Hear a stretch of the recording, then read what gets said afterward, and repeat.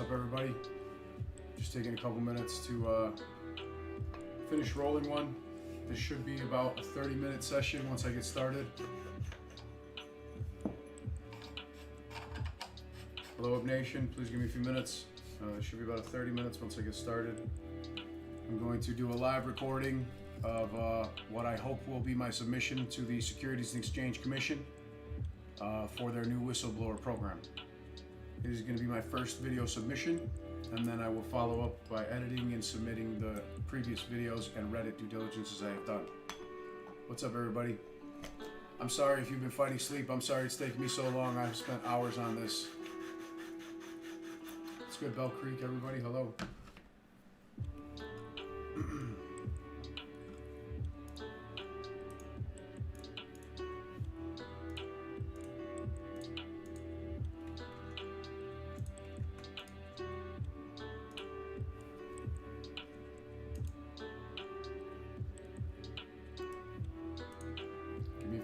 Please, like I said, I'm rolling up, I'm grabbing a drink. I'm going to be about 5 minutes before I get started. Apologize for the delay. I am tweeting this out if anybody wants to share it.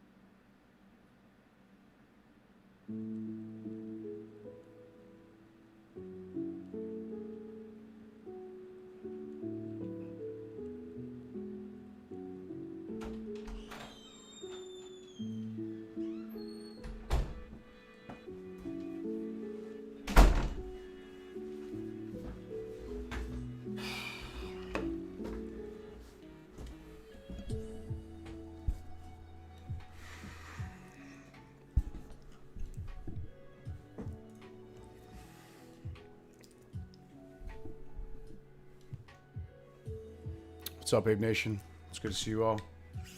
Thanks for coming out. Do me a favor, drop a like if you can for the YouTube algorithm. Once I get started, I don't plan to stop for anything. So if you chat or if you donate, I apologize. I will not be able to acknowledge it till after I'm done recording. I don't know how this is going to go. To be honest with you, I might crash and burn. You guys might get to laugh at me. But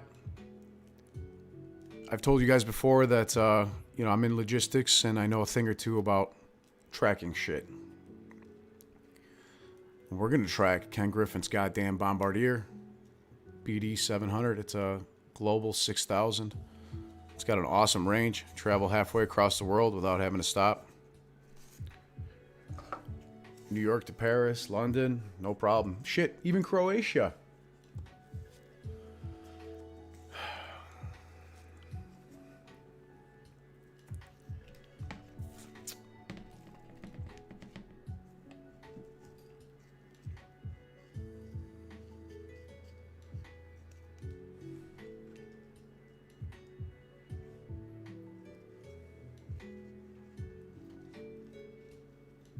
So Jaylani, David, Joey, Craig, Jeff, Frosty, the Bull House, everybody, thank you for showing out. I know it's after midnight, it's almost 1 in the morning Central Time, so especially you guys in the East Coast are probably hurting right now. I mean, feel free to go to bed. You can watch this tomorrow. I don't know what the hell's going to happen. I don't know, it might be so bad I might have to delete it out of embarrassment. Who knows? But plan to submit it to Gary Gensler and Grubir Gruwal at the Securities and Exchange Commission. Because Gary Gensler, I want my fucking money. I want my whistleblower money.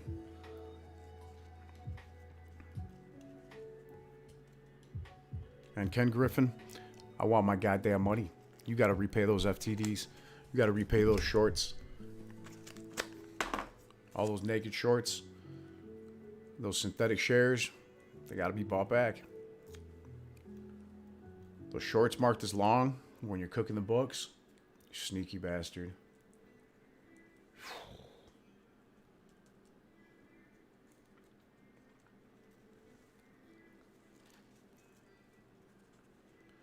Easy supply chain issues have been hitting hard for months, and people are just now starting to realize that.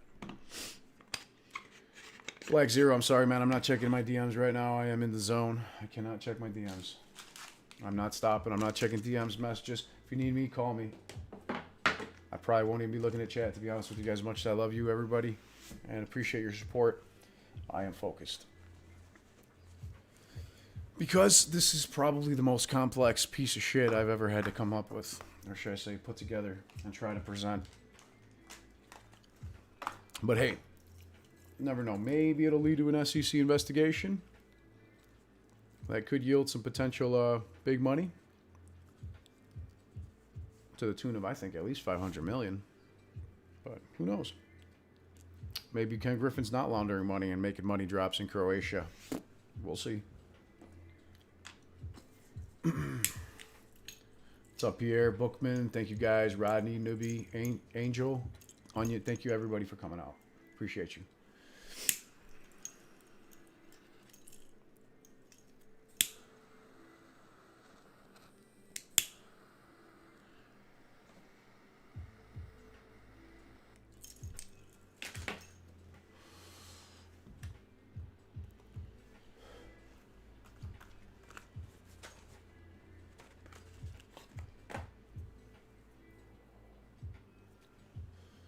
How many blunts a day? I don't know.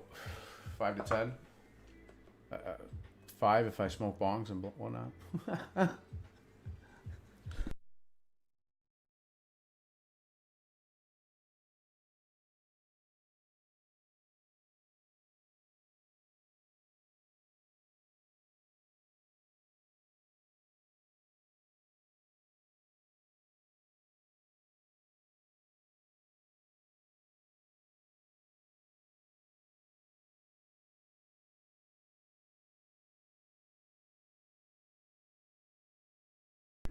What's up, Gio, Alex, Jaylani, Jenny? Thank you so much for your support. Pound of Red Bull. I had some coffee. Glad to hear you guys are out there. What's up, Alan? I know there's no sound. I had it muted for a second. I don't want to cough at you guys. That's rude.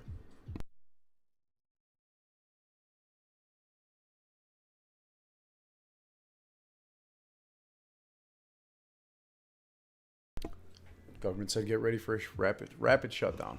All right. What's up, everybody? Thanks for showing out. I am not going to be looking at chats any longer. I apologize. If I miss any chats, I promise I will address them on the next video or after this if I can. I've come to the realization I'll probably have to edit this a little bit before I submit it, but I'm only going to chop it off where I actually start the video here in about a minute. So, thanks for showing out. I figured I had to look half decent as well, since I'm going to be addressing the respectable Mr. Gary Gensler and Mr. Gruber at the Securities and Exchange Commission, the Securities Exchange offices in Chicago, New York, LA, and everything in between. So,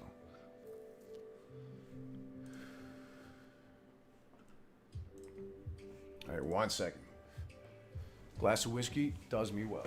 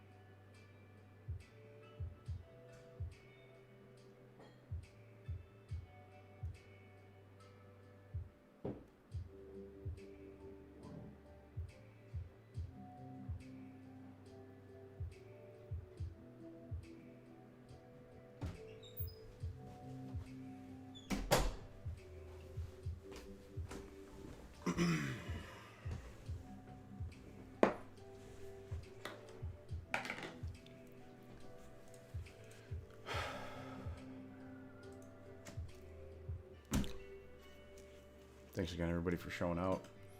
I'm going to minimize my OBS interface, so I apologize. I will not be able to see your chat. I will check on it periodically just to make sure that nothing crazy is gone, like the recording hasn't stopped, because otherwise I'll be wasting my time.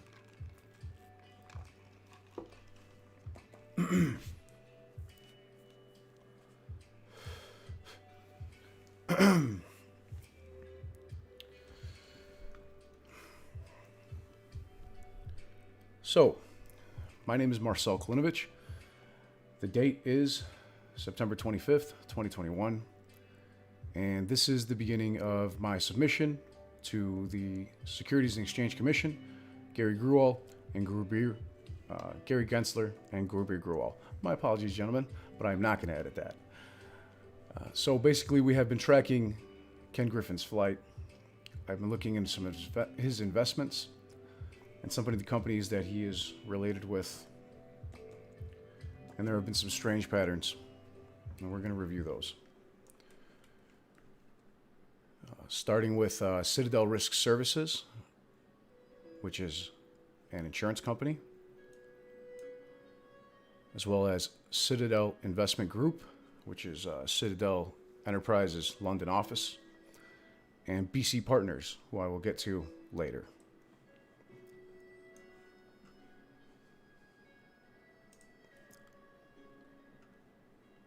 This is Ken Griffin's Global 6000 jet ultra long range large cabin $62 million jet. It can travel at a maximum speed of 504 knots safely. It is powered by 2 Rolls-Royce engines. And this thing has a normal range, a service ceiling of 51,000 feet, and a payload useful weight of 47,520 pounds. It has a maximum payload of 5,770 pounds.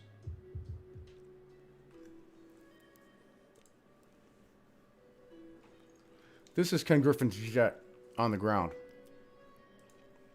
Ken Griffin's jet tail number is N as in Nancy, 302AK.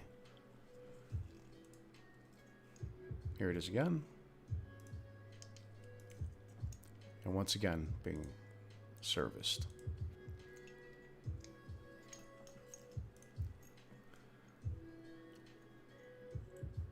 On July 15th, Ken Griffin departed from Midway International Airport at 17:27 Central Time. That would be just enough time to leave Citadel Enterprises in the loop on Dearborn to get there and take off just prior to 5:30.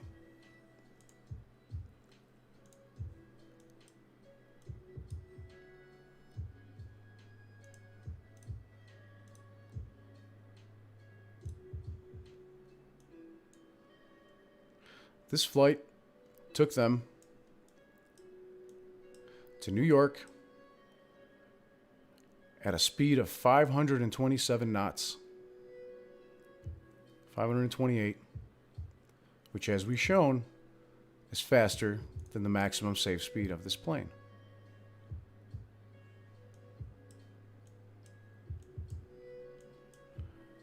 After arrival in New London,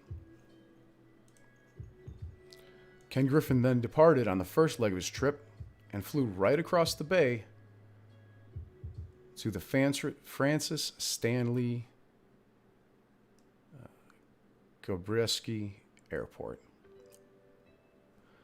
He arrived at 1909 Eastern and left at 2022. Presumably for some fuel. And God knows what the hell else he was picking up.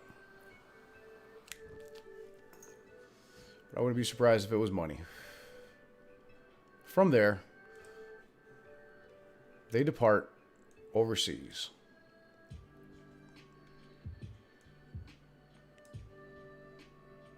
Ken Griffin has multiple legs on this trip, and his first stop, well, should I say his third stop after, well, the next day New York to Chicago to New York, and then New York to Croatia. But his destination, final destination, is Paris.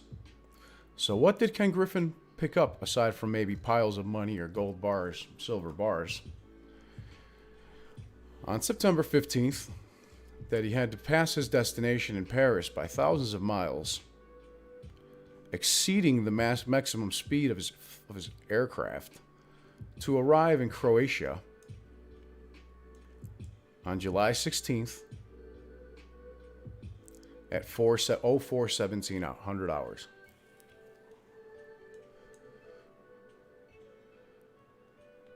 Somehow, the flight arrived at 04:17, stayed for a period of just over 6 hours, and departed. I'm not sure why this is over here in the middle of the ocean. I'm assuming this is some sort of maybe a glitch, or it's giving an opportunity to have some space between the flight paths. But there they go. They didn't stay but 6 hours, presumably for more fuel and to make a drop or a pickup of some sort. Because otherwise, why would you fly thousands of miles out of your way? From Croatia, whatever he dropped off and picked up, he flew it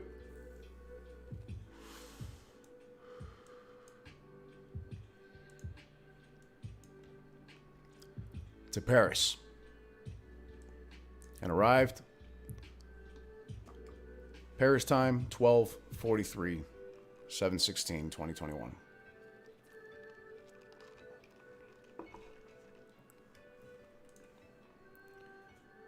Citadel's Paris office is not far from the airport. So again, not entirely sure what he was doing there. But the next part is what I'm interested in. Aside from the fact that he made a few pickups in New York and drops in Croatia, possibly, where money laundering runs rampant and holding companies come cheap. From the 16th,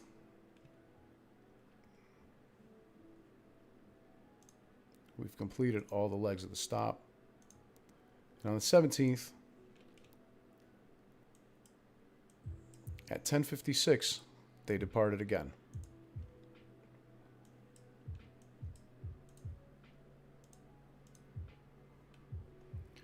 They arrived 7:16 at 12:43 in the afternoon. And they departed 7:17 at 10:56. Maybe he had lunch. That's cute. As you can see, from there they flew back to the States, to New York on 7/17. Arrived at 1800.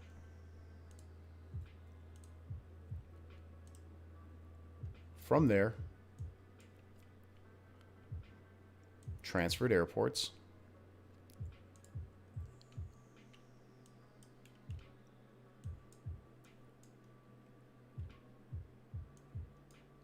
And then flew back to Chicago, arriving 7:19 to Midway Airport, presumably to pick up his, or to get a ride from his chauffeur.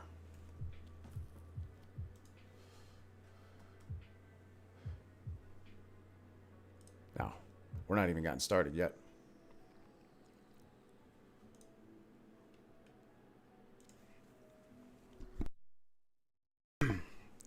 Thank you for your patience. On 7/21, they departed at 17:38 Central Time. Flew to New York.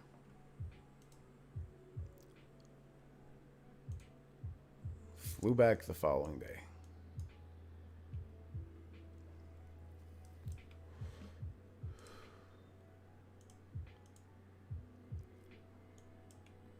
From there, they had multiple legs on this trip. The first leg left on 7/26/2021 at 6:53 in the morning, Central. Arrived in New York at 8:28. The second leg left the same day, about 12 minutes later, from New York, and went back to Chicago. Is Ken Griffin moving around money? Gold bars? What? Staying 12 minutes? It's a nice load time. Doesn't even need to get fuel. You can travel 6,000 kilometers. And it takes longer than 12 minutes to fuel an airplane. 7/27, 18:15.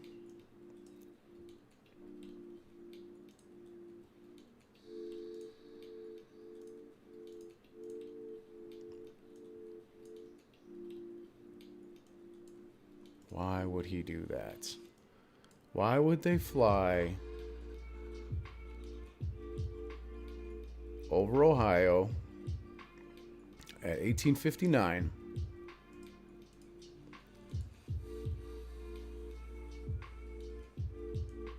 and then head back to New York again, land at 8:30, 7:28,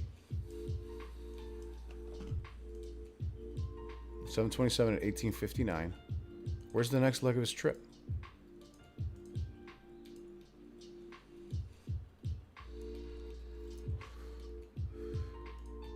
That makes sense.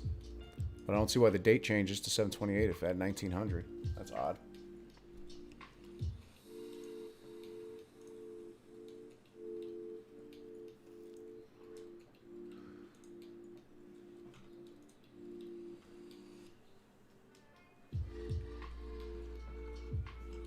And again, look at the speed they're traveling at.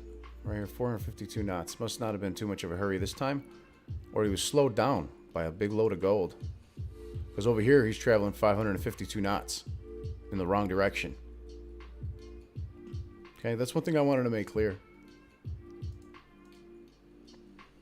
This airplane can travel at 547 knots, 549 knots, 550 knots consistently.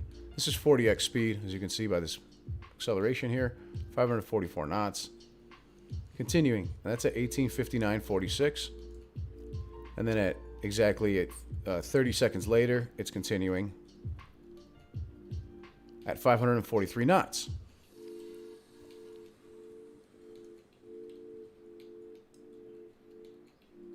Let's take a look at the speed. The wind speed, not available. Ground speed, 552 knots.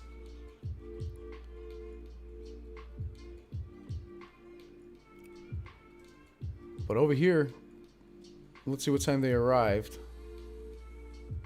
Ken Griffin arrived 7:28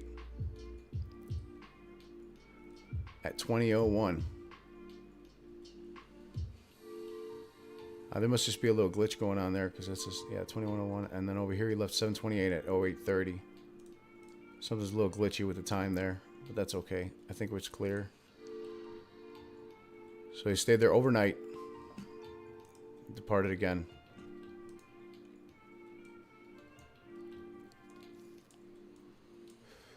And just so you guys know, I've got about 34 tabs open that we haven't gotten to yet. Sorry, Mr. Gensler. Your patience is appreciated. It will pay off, I believe. 7:28, they landed back in Chicago.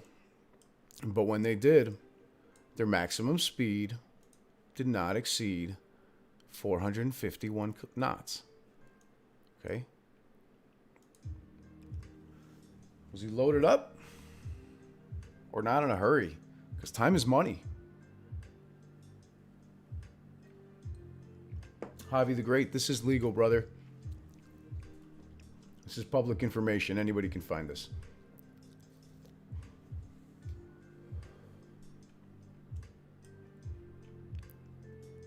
They arrived. Ken Griffin's plane arrived 7:28, July 28th, 2021 at 10:22 to Chicago, Midway.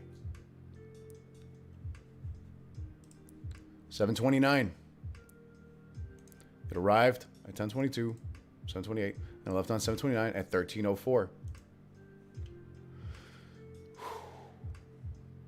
Watch this. That plane's traveling 571 knots again. 573 knots. This plane can only do 504 knots space safely.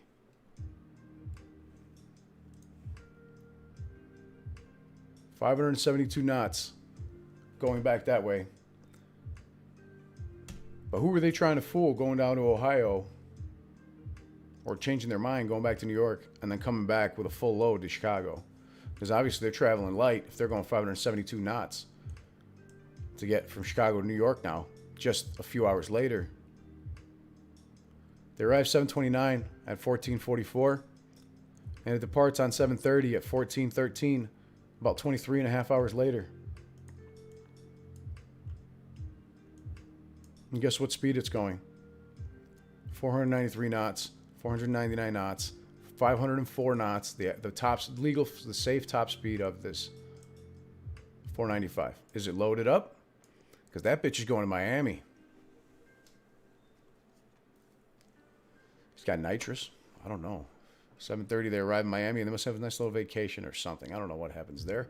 But maybe not, because they leave 7:31 from Fort Lauderdale, 1931, to Miami Airport at 14:33, 7:31, and then they depart. Whoops, let's go back, sorry.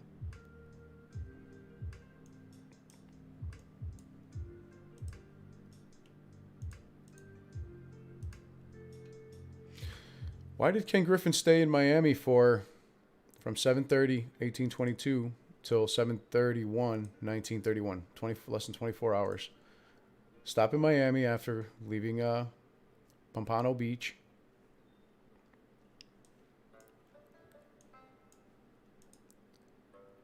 And is now traveling 472 knots back. 480. Lands in New York.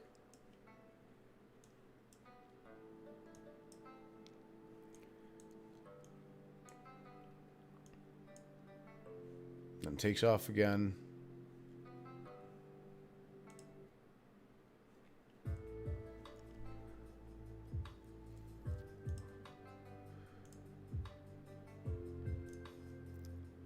Immediately.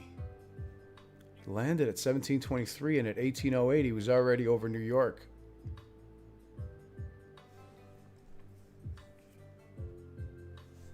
What kind of crime is this, Ken Griffin? 8-1. Wait a second.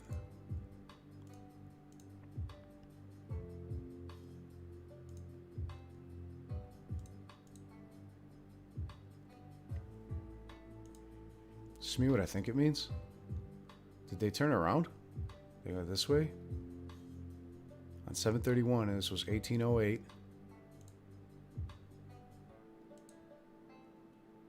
Or did he land here? Oh, it's a Teterboro. Okay, that makes sense. I forgot Teterboro was there.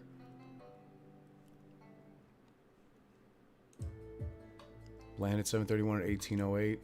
Departed 8-1 at 6:25.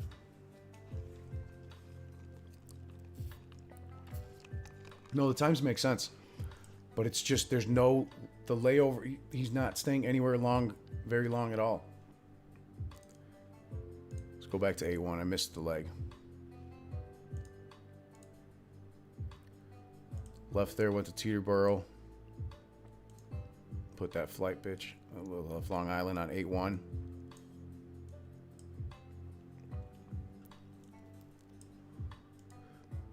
Again, 416 knots. 422 knots. 437 knots. Fully loaded airplane. Barometric pressure is 43,000. Barometric, no, never mind. Geometric. 439 knots. Where'd you go?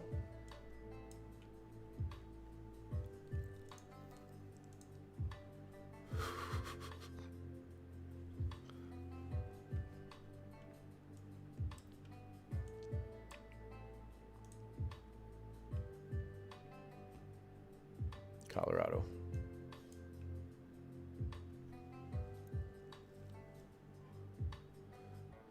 Stays in Colorado from 8-1. Arrival 13:48 on 8-1. Departs at 22:09. 22:08 on 8-2. This time, however, they're already traveling at 508 knots.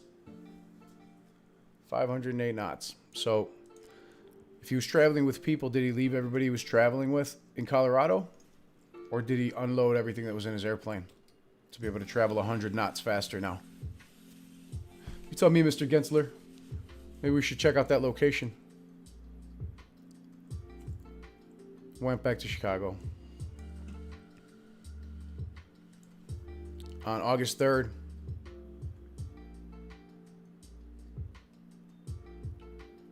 we're at Midway.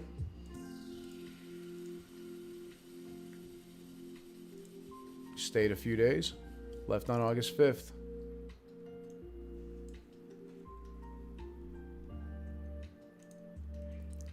Left August 5th at 22:20. Traveling with his two Rolls-Royce engines at 505 knots.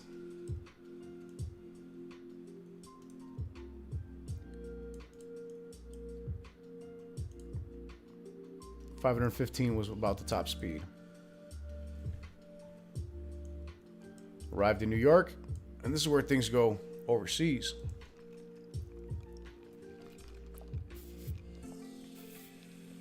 No, not yet. He arrives there at 23:35 and leaves the next day at 22:48.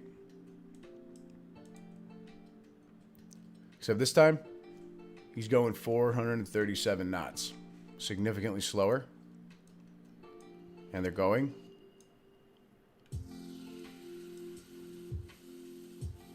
to Hawaii. Probably enjoyed a nice vacation over there. He arrived on August 6th.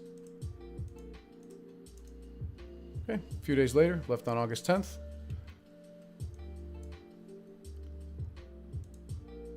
And this time we're going 555 knots. Gee, was that a vacation or did he just drop a bunch of shit off over there? Because he's going 140 knots faster than he was on the way there.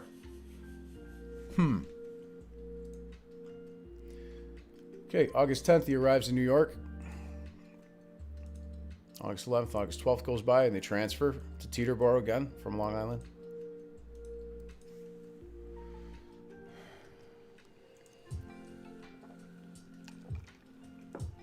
The first leg of a trip here on 8/15 is from Teterboro to New York.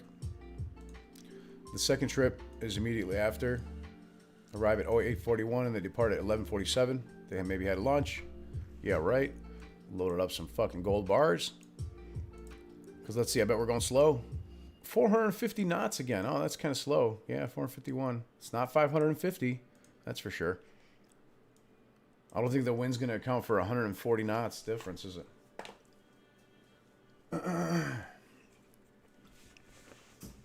Watch this. No, not me. Wait 1 second. 8/15, 2021, 1340.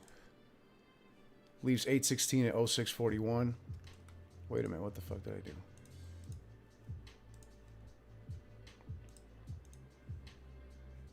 I missed a leg, excuse me. We got leg 3 still after land in Chicago at 1340.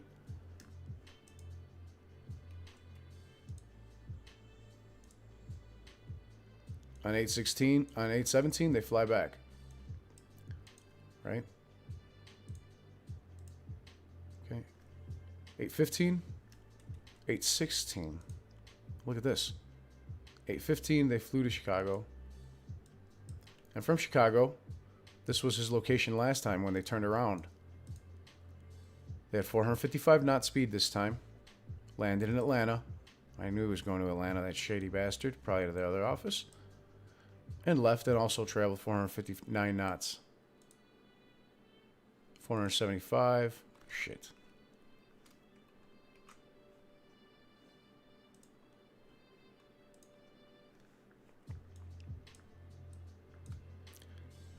After arrival on 8/16 at 06:57.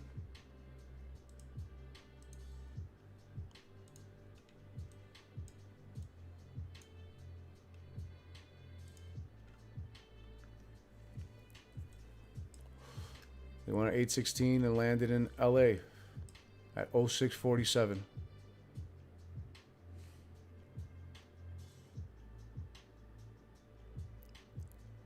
Here comes the fun part. The actual due diligence hasn't even started. Gary, this is just the fun part for me. Because you're going to find a whole lot of shit at his fucking... at his locations when you seize his assets. Let's see what we have here. Leg 3. They arrived 8/16 at 06:47. And they depart 10 minutes later. They arrived in LA at 06:47. All right. And they departed at 06:57. Where'd they go?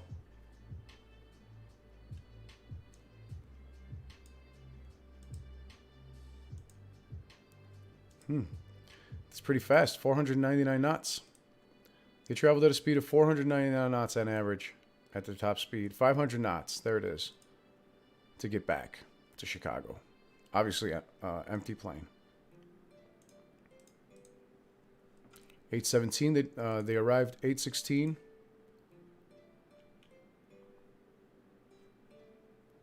At 1750-ish. And right around 1750. And on 8/17, August 17th, he left at 16:15. Went straight back to his favorite fucking place, New York, probably to get some pussy from his side chick. 535 knots. Gonna grab some pussy. Maybe some gold bars. 539 knots. Fucking cruising. 8/17. Arrives at 17:53. flying because his fucking airplane's empty.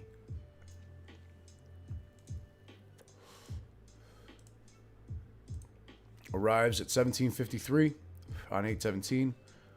Departs on 8/18 at 18:31. About 24 hours later, lands in Teterboro at 18:59. Stays. Does his thing. Has a good time. Maybe gets pegged by Jim Cramer. All right. And then they travel 516 knots over the ocean. Here comes the fun part. Let's see if I embarrass myself. The speed is not known in the air in portions of the air, but where it is known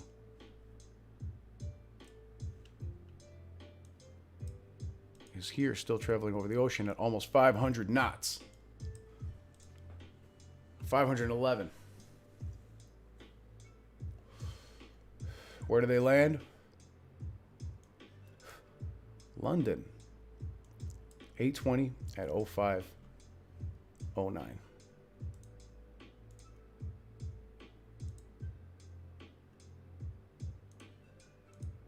Now,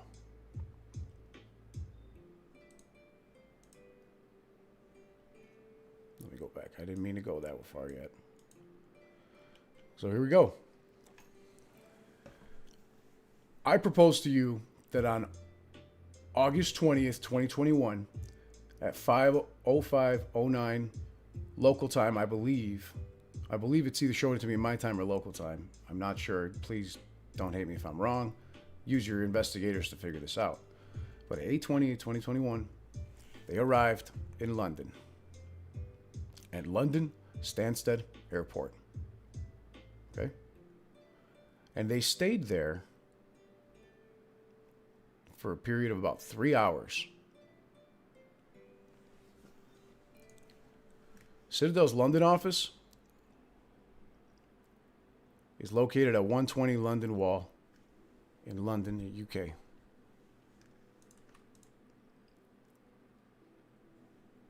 By the way, in case you're wondering, this is where that Croatia took us.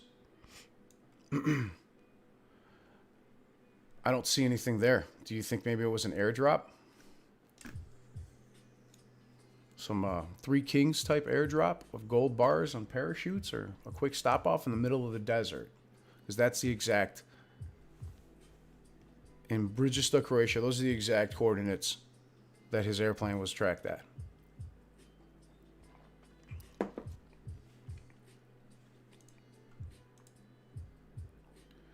Now on 8:20 at 05:09 they left. They were there.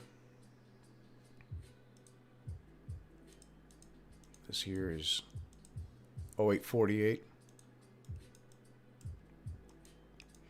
So they were there at 05 and left at 08. So they spent 3 hours and 20 minutes there. And while they were there, whoa, sorry for the sneak peek. I got to get the other page out.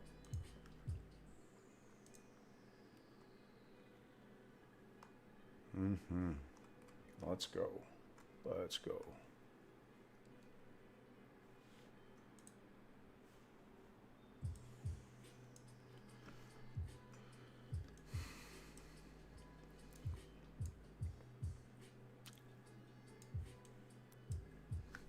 Ken Griffin landed at London Stansted Airport on August 20th at 5:30 in the morning, right before it. I propose that he met with Citadel Risk Services, UK, the insurance company, as well as went to his office in Citadel Investment Group in London, followed by a trip to BC Partners. And I'll explain why. If you add the return trip,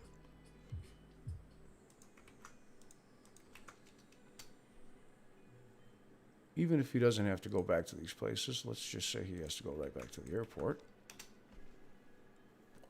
That's a total of 1 hour and 53 minutes. Oh, that's the wrong one. Hang on.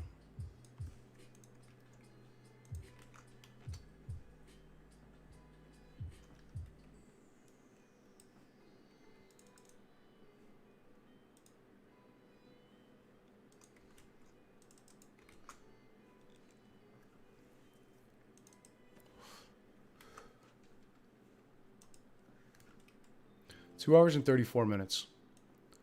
It takes 2 hours and 34 minutes to be driven by a private car from London Stansted Airport to Citadel Risk Services to have a meeting, to Citadel Investment Group to pick up or drop off some money, to BC Partners to discuss crime. Here comes why. Citadel Risk Management,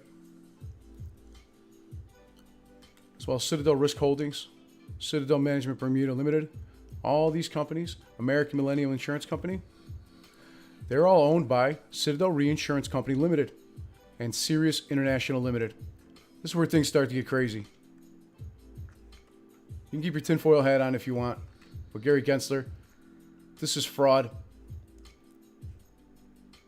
Recently, Citadel Risk Reinsurance Services has been downgraded to a B-rated reinsurer. Okay, they have a lot. They're losing a lot of money through AMIC. Citadel Risk Reinsurance is owned by Citadel International Reinsurance Company Limited out of Bermuda. The Bermudas. 25 Church Street, Continental Building, 25 Church Street, Hamilton, HM12, Bermuda. Okay. They are registered with the SEC, the Registrar of Companies, Ministry of Economic Development, and their headquarters at 10 Paternoster Square, London. Okay. That's the address that we were at here, where they visited them.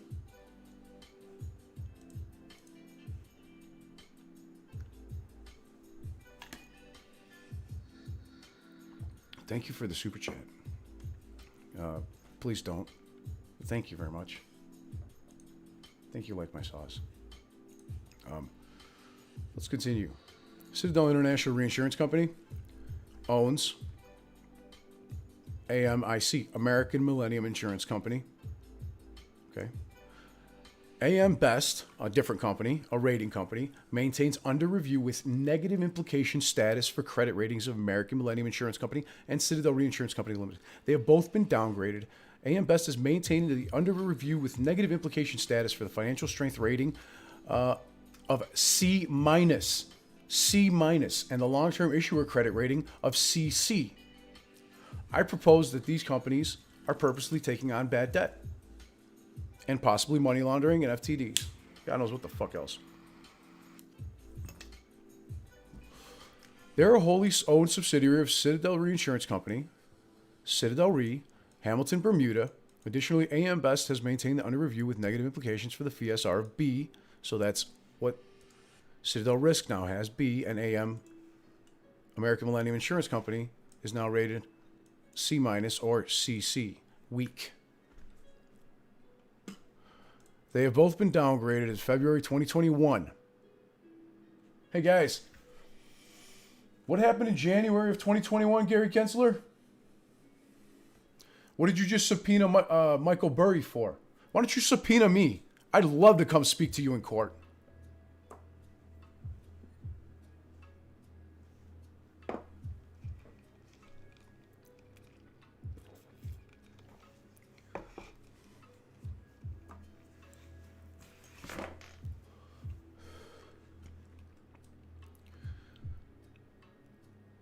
These rating actions resulted from persistent net underwriting losses that continued into the second half of 2020 and negatively impacted the risk adjustment capitalization.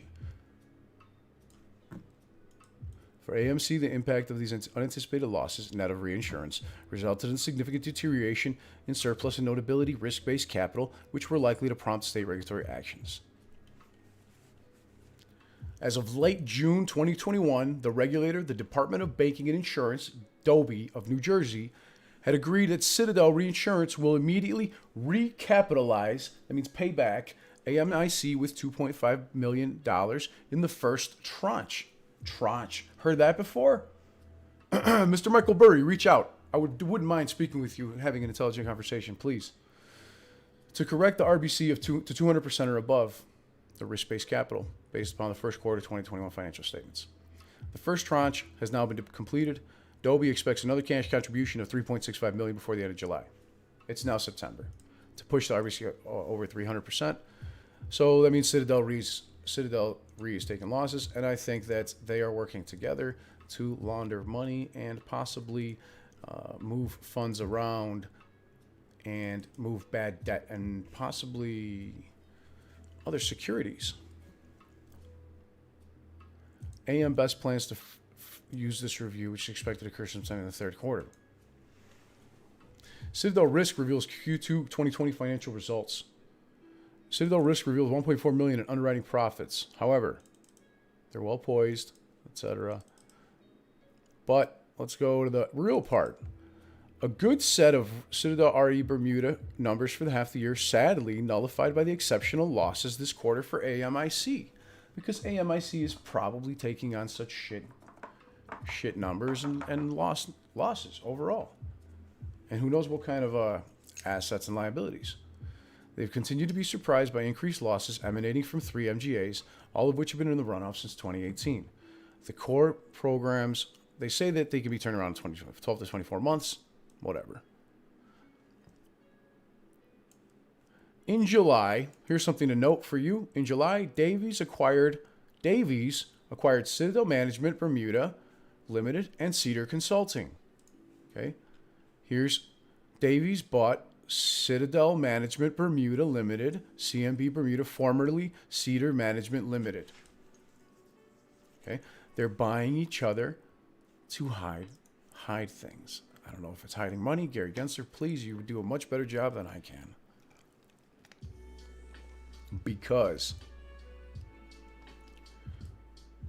Citadel Group, that same company, okay, Citadel Group, this family of companies, okay,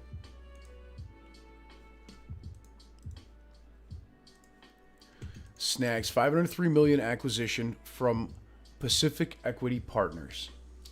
Now, what that means is Citadel Group inked an acquisition agreement with Pacific Equity Partners, owned Pacific Group Bidco, worth $503 million after receiving an unsolicited approach.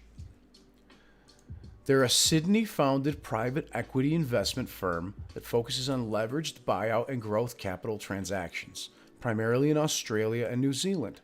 That's where their CEOs are from. The firm has approximately $4.9 billion in assets under management, AUM, and claims to be the largest private market fund manager in Australia. Australasia. What the fuck? Under the terms of the unsolicited approach,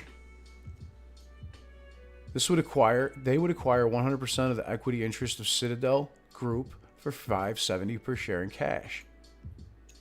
Okay.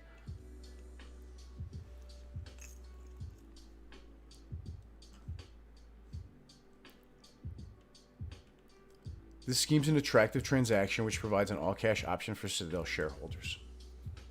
All right. The scheme is subject to certain conditions which must be satisfied before it can be implemented, including shareholder and court approval. If approval is granted, the acquisition could be implemented by mid to late December this year.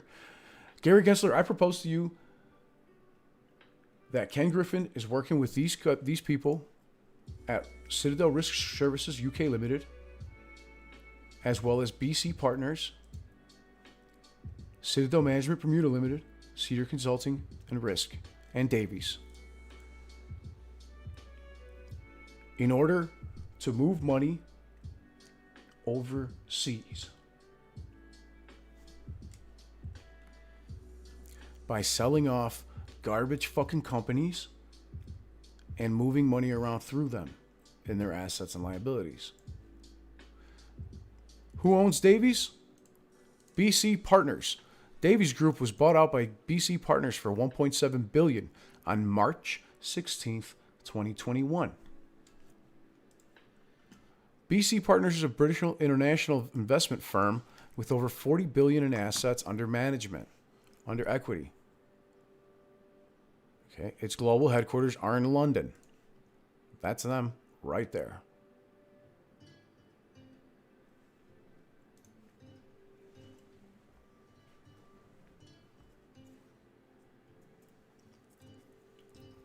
Now,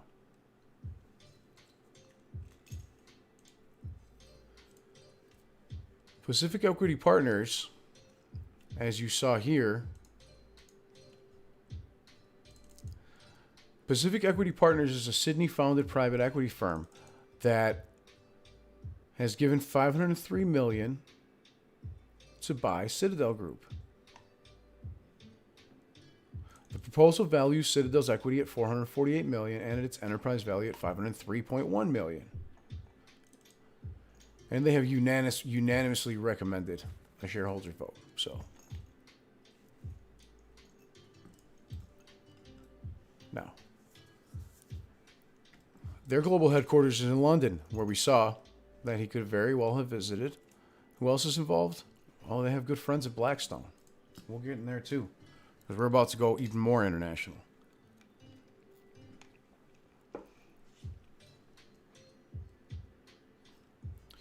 Pacific Equity Partnership has made more than 30 operating companies, investments, as well as 100 bolt-on acquisitions since its founding. They operate many investments, and they have 100 plus companies that they've acquired. They buy good and bad debt, and then they sell it off or put it on their balance sheet. They launder money. Wanda Cinemas is a cinema operator in China, headquartered in the Wanda Plaza. It is a part of the Dalian Wanda Group. Dalian Wanda Group. Who had a... oh, yeah, that's right. Dalian Wanda Group had investments in AMC and GameStop.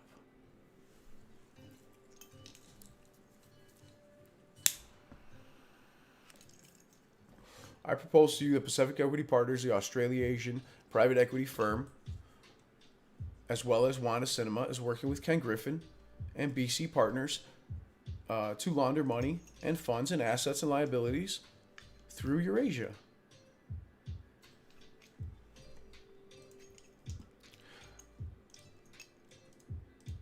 These guys, Bermuda, Sirius International Limited, owns all of them. Sirius International Limited is registered with the SEC. Okay. Sirius International Insurance is here, and they were acquired by CM International Holding. Do you see this? CM International Holding from Singapore bought the shitty debt and the measly $300 million of funding with two acquisitions of International Medical Group and Armada Global in 2017. CM International Holding is a Singapore-based company. CM International Holding acquired Sirius International Insurance for $2.592 billion. This company is not worth $2.592 billion.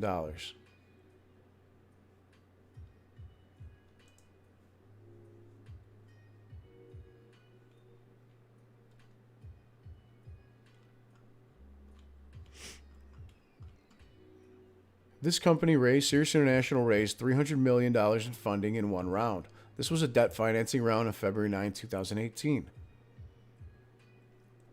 Okay. They made 5 investments. The most recent investment was on May 28th when Pi Insurance raised $127 million. And they acquired 2 organizations. The 2 organizations they acquired were International Medical Group and Armada Global.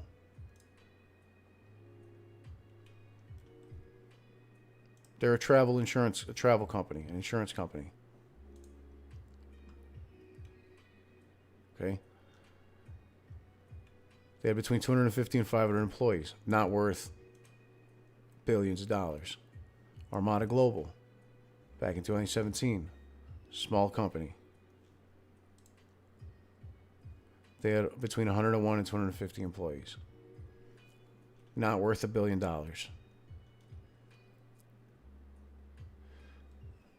And this company was only worth $300 million to begin with. Okay, Sirius International was purchased by CM International Holding. CM International Holding acquired Sirius International Insurance for $2.592 billion. That is money laundering. They paid 5 to 10 times what that company is worth.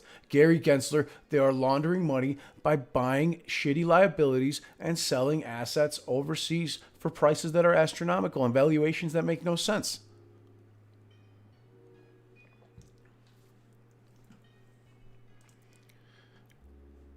CM International Holding is owned by China Minsheng Investment Group. Get it? CM International Holding, CM China Minsheng Investment Group.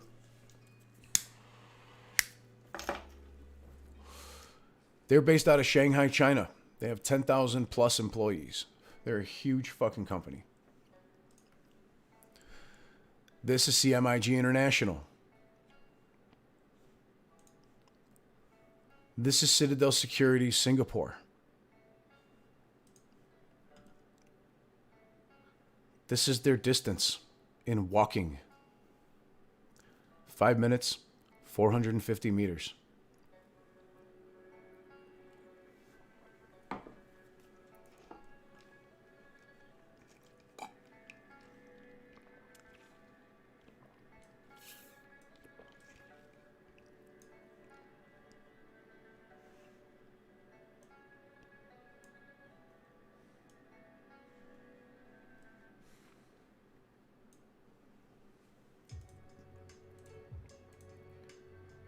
Pulling up a document that I have over here on one of these tabs. This is Vision Sensing Corp.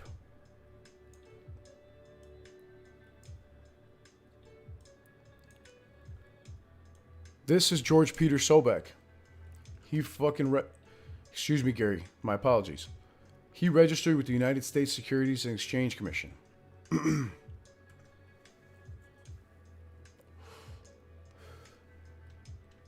This company, Vision Sensing Acquisition Corporation, out of the state of Delaware. IRS number 87-232-3481. Employer identification number. They issued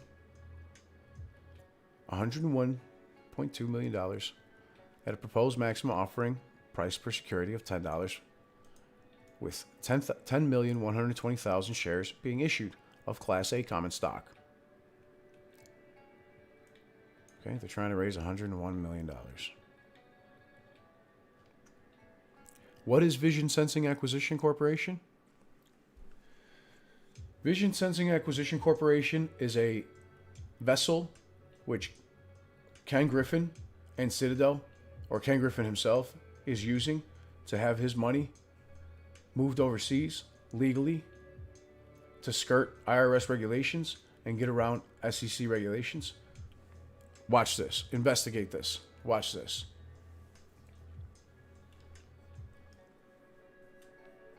They're making an IPO, trying to get 88 million. Okay.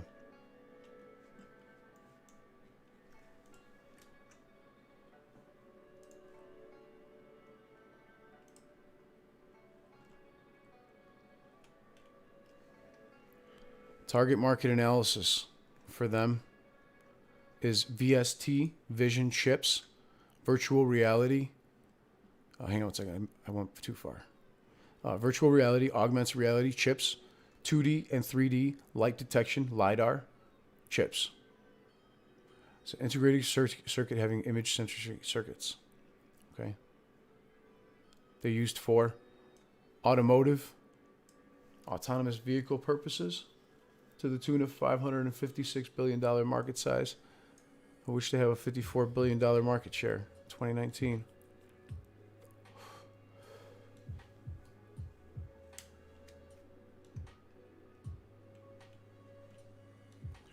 Well, they don't have that market share, but they have. That's what they're shooting for with this, supposedly.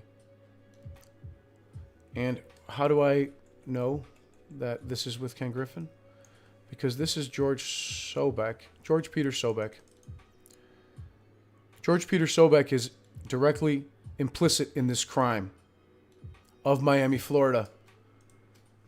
Remember when we saw Ken Griffin's airplane, Mr. Gensler, in Miami, Florida, a few moments ago in this video?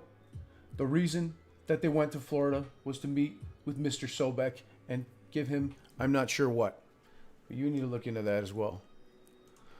VSAU on Market Watch, pre-IPO information, vision sensing acquisition. File date, September 24th, 2021. Just happened. This just happened. They're filing, they're an SPAC, a SPAC, okay? Filed in 2021, September 24th. And this guy, hang on a second, George Peter Sobek, formerly worked in October 2013 through 2014 for BlackRock Hong Kong, BlackRock North Asia. Okay. This is Citadel in Citadel's Hong Kong office, and this is BlackRock's Hong Kong office. Vision Sensing, this company, Vision Sensing, they're a blank check company. Vision Sensing is led by Chairman and CEO George Peter Sobek, who most recently was Deputy Chief Compliance Officer.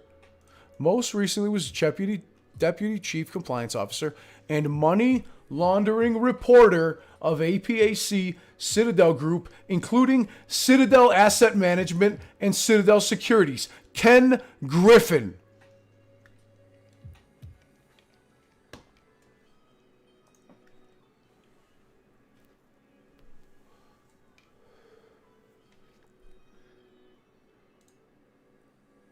Vision Sensing is led by this chairman and CEO, George Peter Sobek. He just left Citadel Asset Management and Citadel Securities to start this Vision Sensing Acquisition Corporation. Okay. They are a new SPAC that plans to target companies with operations in vision sensing technologies. They registered to offer 8.8 million units at $10 each. I already told you that. For $88 million. Okay. What are they? They are a blank check company. What is a blank check company? A blank check company is a publicly traded developmental stage company that has no established business plan. It may be used to gather funds as a startup, or more likely, it is the intent to merge or acquire another business entity. The intent to merge or acquire another business entity. Okay? Blank check companies are speculative in nature and bound by Securities Exchange Commission. Okay? They do not have established business plans. They are often used to gain funds with plans to merge with or acquire another business or company. An SPAC are a type of blank check companies. They are considered penny stocks or microcap stocks by the SEC. Therefore, there are additional rules and segregations. Okay.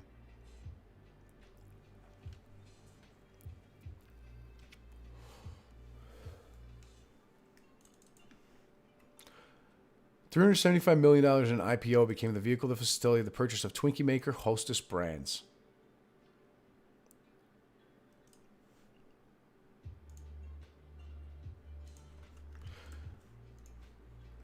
George Peter Sobek, website Who's Who.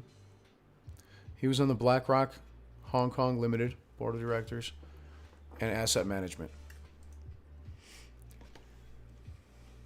Yeah.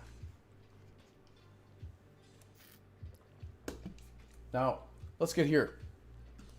What's with Prudential? Prudential was also switching tabs. Excuse me one second.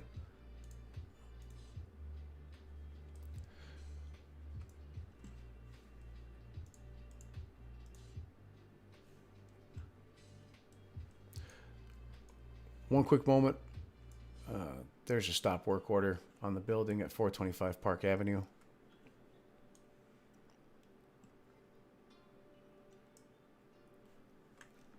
frame of material fell and broke a worker's foot. The stop work order has been partially rescinded as of September 8th. Work continues on the building at 425 Park Avenue in Manhattan.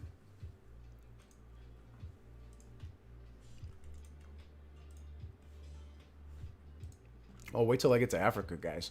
I haven't even gotten to Africa yet. Sorry, Mr. Gensler. I know this video is probably really long. You could probably just listen to like 1.5x speed. That'll probably work. Framehead material fell on a worker's foot. Oh, yeah. Let's get that.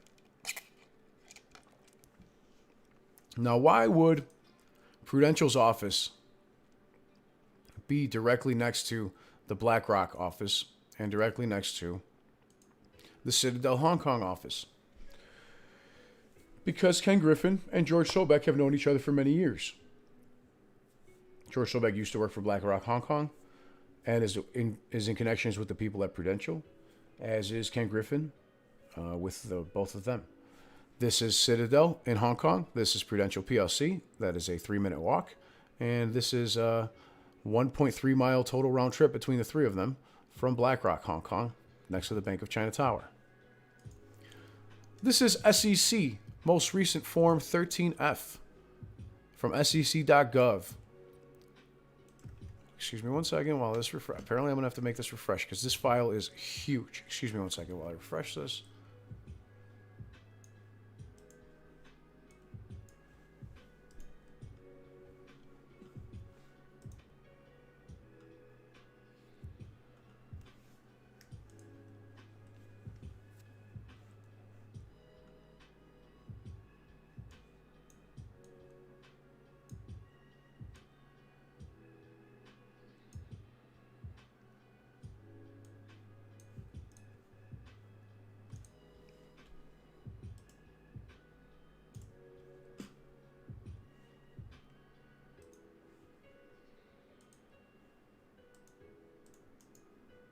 Stop, wait, back it up.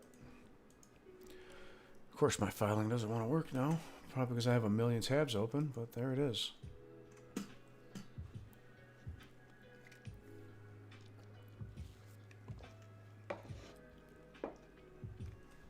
And there it goes. Come on now.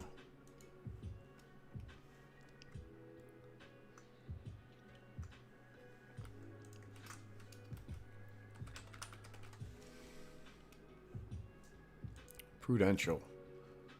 That's who we're looking for right here.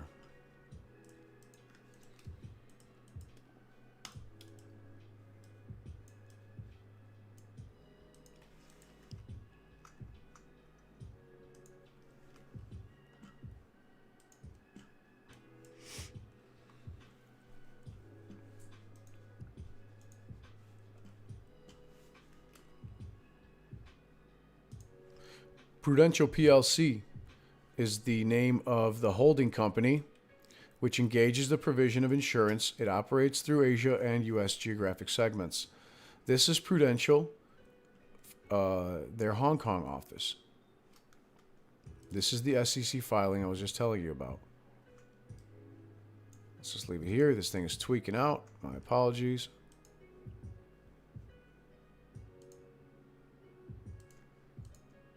Close out some of these others that I don't need.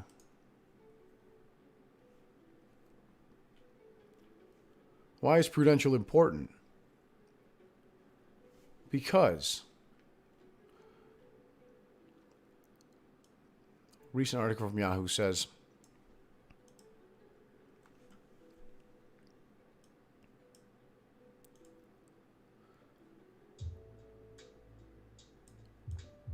an average of 46.25 hedge funds with bullish positions invested in these stocks with $1.3 billion. All right.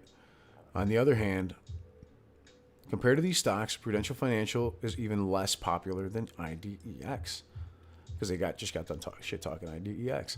Hedge funds dodged a bullet by the top 10 most popular hedge fund stocks returned 41% in 2019. Okay.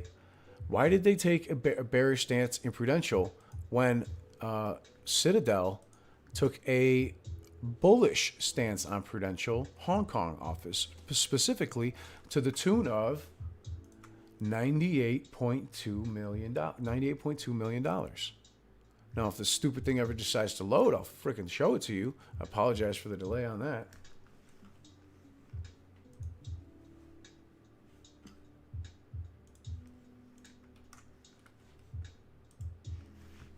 Let's see, Prudential. We've got that pulled up now.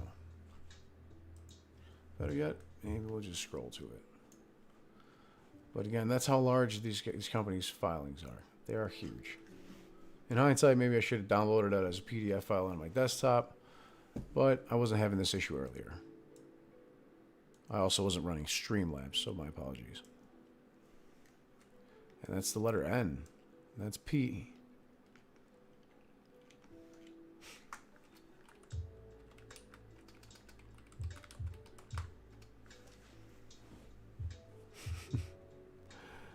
There you go. Prudential Financial Inc., Prudential Financial Inc., Prudential PLC, Prudential PLC. That's these guys, Prudential PLC in Hong Kong.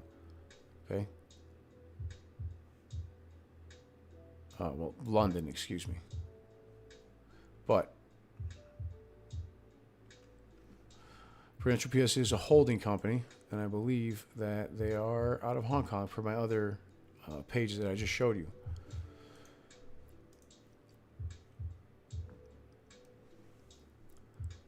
Ken Griffin has taken out a bullish position to help out Prudential's PLC and Prudential Financial in order for them to launder money for him in the market of Hong Kong. That is why they are, this office, Vision Sensing, is right next to the Prudential building as well.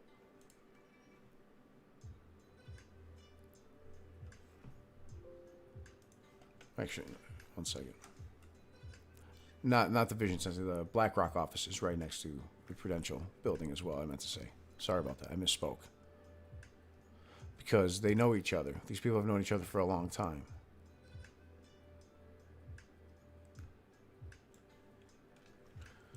Look at these 13. Those are gigantic.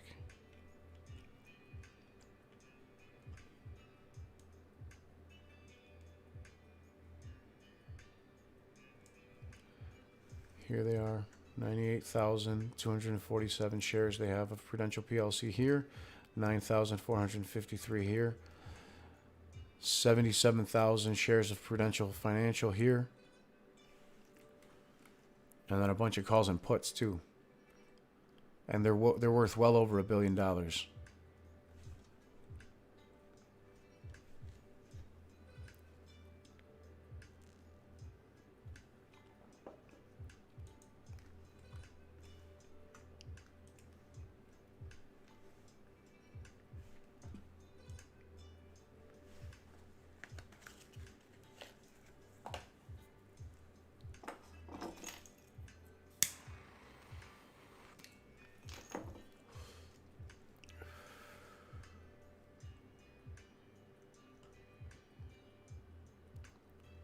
Prudential PLC here has 98,247 shares. 9,453. Prudential Financial, Citadel is holding 77,272 shares of Prudential Financial in America as well. Okay. I'm going to zoom in 150% just so you can see the numbers a little bit better, because I know it probably looks like garbage on your screen. So again, George Peter Sobek from BlackRock Hong Kong back in 2013 and 2014 is the most recent, was most recently working for Citadel as their money laundering, literally, hold on, let me get to it. George Peter Sobek was one of the top guys over at Citadel.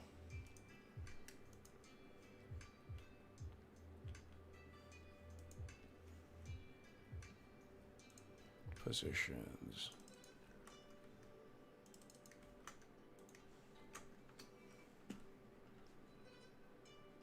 Where is he at?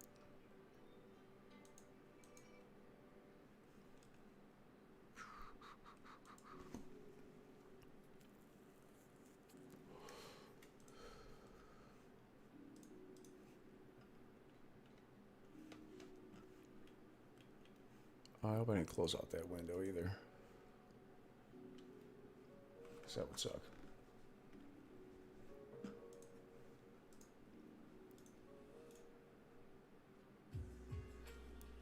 Again, here's the licenses of SFC license holder George Peter Sobek.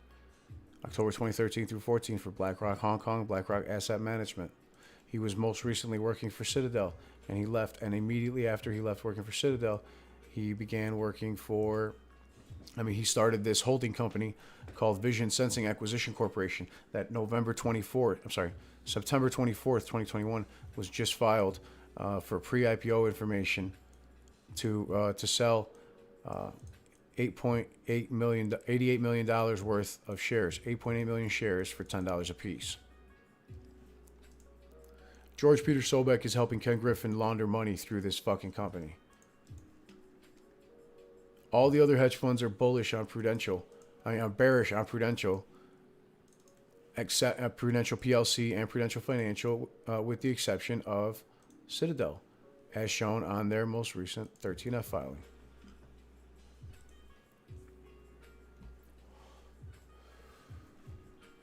We're going to go back to his flight in a minute.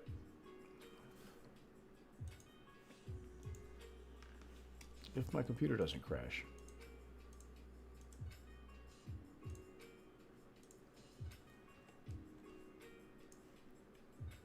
Here's the address to their Singapore office as well.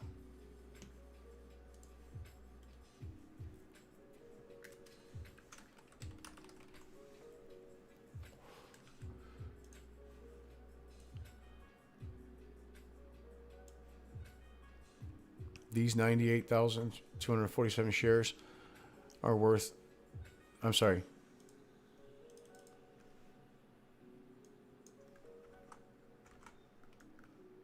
one second. I'm sorry, the shares amounts, 97,000 shares, 98,000 shares. Sorry, these are worth 3.74 million here. 3.743 million.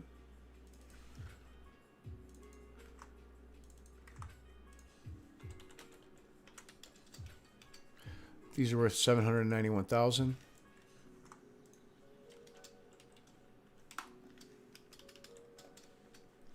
These are worth $30.45 million right here.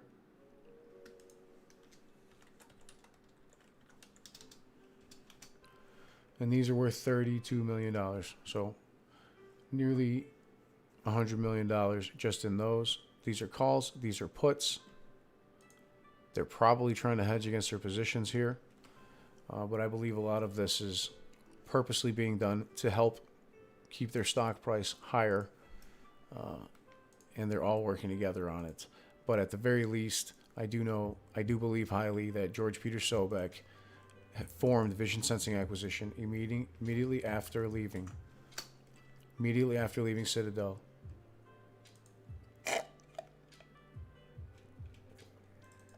It is led by Chairman and CEO Peter Sobek, who most recently was Deputy Chief Compliance Officer and Money Laundering Reporter. So if this guy was the Deputy Chief Compliance Officer and Money Laundering Reporter, officer of Citadel Group, including Citadel Asset Management and Citadel Securities, Ken fucking Griffin's companies, do you think he doesn't know a thing or two about money laundering?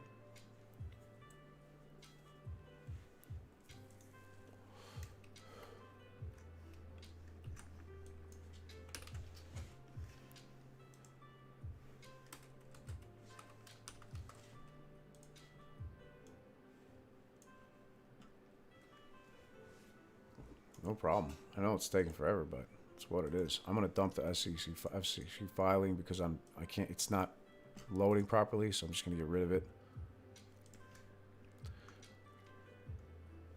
There's their selling of the shares right there.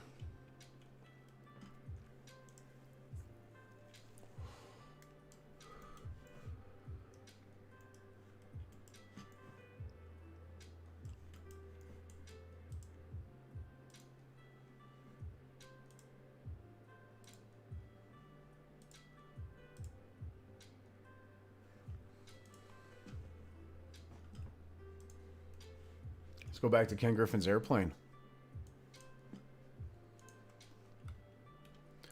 That's where he went in Croatia. Middle of fucking nowhere.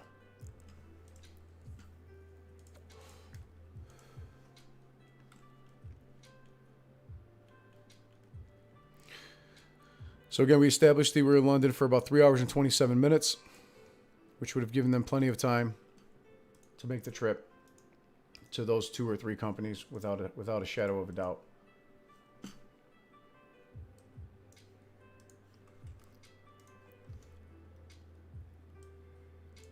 We had 2 hours and 34 minutes of travel time to get from London Stansted to these 3 companies to discuss, to make exchanges, and then to get back to the flight.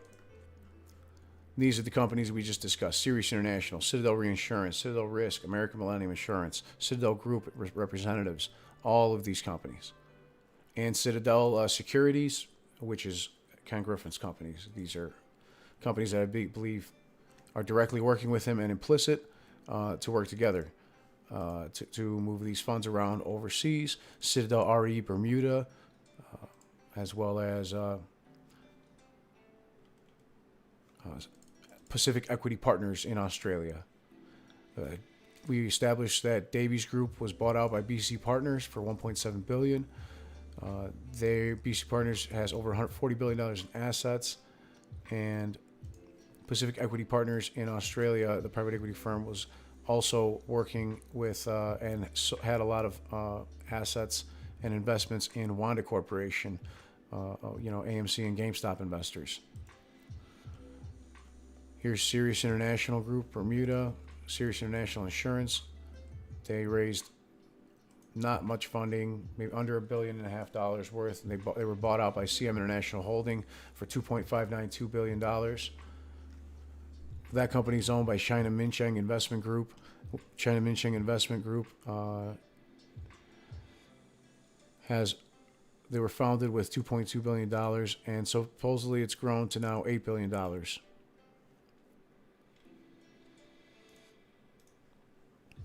Citadel Securities, Singapore, Ken Griffin's company, is located a 5-minute walk away from there.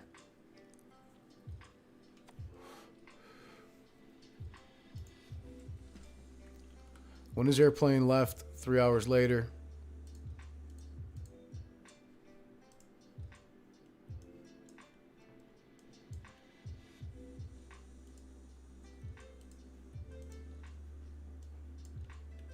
you guys want to know where it went? Paris. To his Paris location, probably. They arrived 8:20 at 9:31.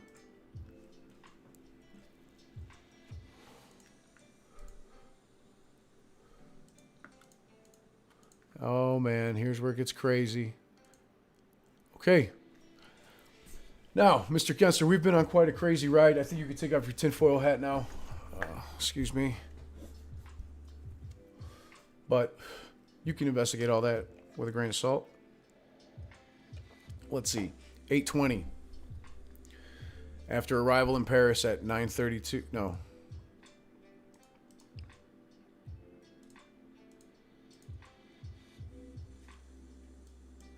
Where are we here? 8:20. In London, correct.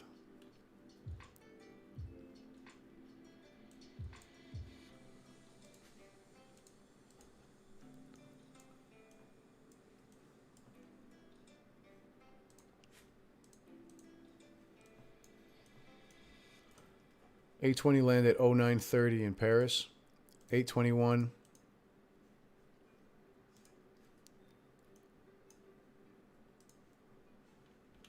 Departure from Paris at 3:27. So stayed about 8 hours, 7 hours.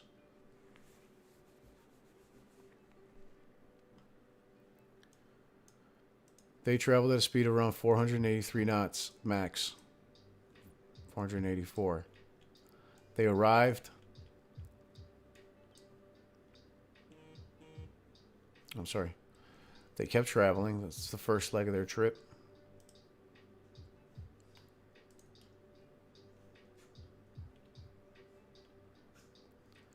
In Paris. Here.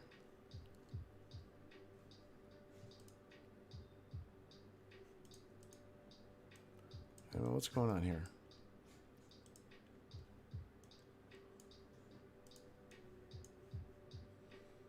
Sorry, 1 second. Okay, there we go. They arrived in near Marseille. Excuse me. Let's go to the next leg of the trip. That doesn't quite make sense.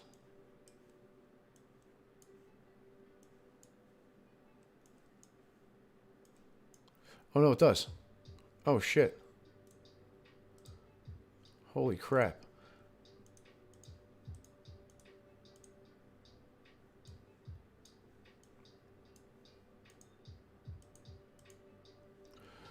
They departed Paris and went straight to Marseille. Maybe they had some banking to do. Because they landed at 4:19. And then they left at 14:19. Sorry. Where the heck were we? They left at 7:12. They left 3 hours later.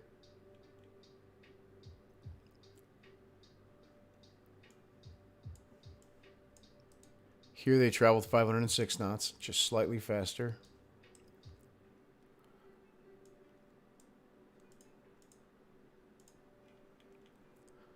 Back to Paris, probably refueled. Or did they pass it? Let's see. I actually want to see the plane.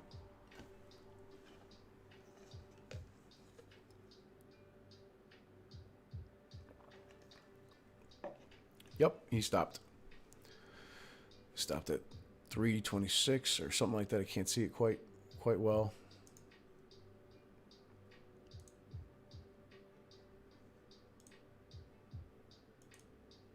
Now what time is this at? Looks like they just refueled. They left right away. From Paris to Marseille, back to Paris immediately. And then from Paris, where did they go? Check this out. Back to London. But this time, yep, back in Stansted. They arrived at 10:41.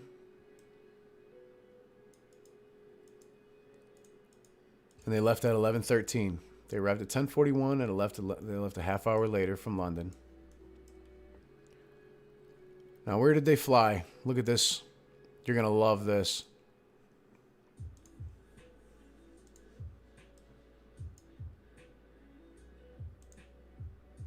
$509 knots.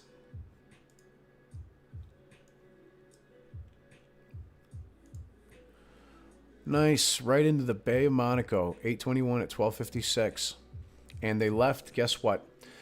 They left 48 minutes later. They stayed in Monaco to launder some money and drop off gold and cash. Because the airplane could only travel 496. So it's probably piles of cash. From 12:56, they left at 13:44. All right, where'd they go?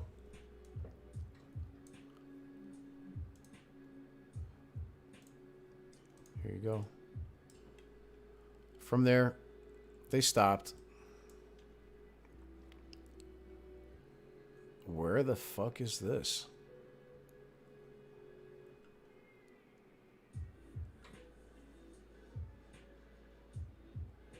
This one's got me. I got confused where this is at. Let's find the next leg. They arrived here at 14:19. France. Yeah, it's France.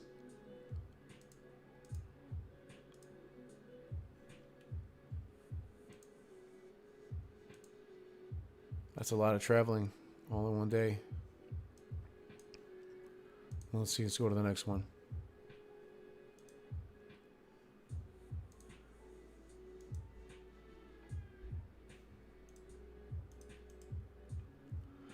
On 8:22, they left France, traveled here. I don't know what the hell they were doing here. An hour and 20 minutes elapsed in this time. Which doesn't make any sense. That was August 22nd. And where'd they end up? Right back in France. Land at 5:57. And they took off right away.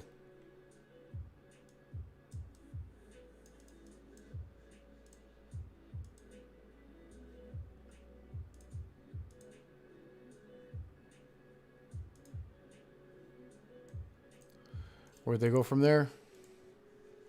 Right back to Monaco. The money laundering capital of the world. Where'd they go on August 23rd? They left at 9 in the morning.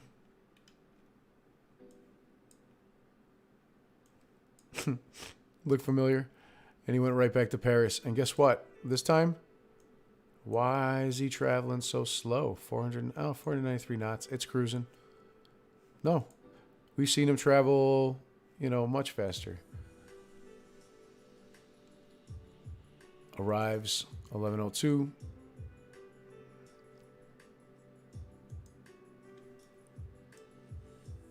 And then arrives later that day back in Milano.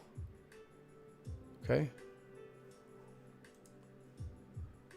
In San Donato Milanese. They arrive 8:23 at 12:47. On 8:24, they leave at 1:43. So they stay 12 hours. And they left. Traveling at a cool 498 knots.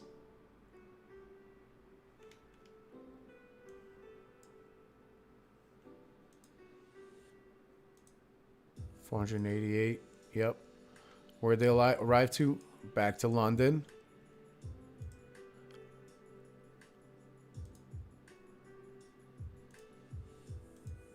They arrived at 3:17, and from there they left at 12:51. So they left about about 8 hours later. Yeah, they left directly from London 8 hours later in a fully loaded airplane, 495 knots. It was cruising 500 knots. Landed back in Milano. Why are you going back and forth, brother? What are you doing, Ken Griffin?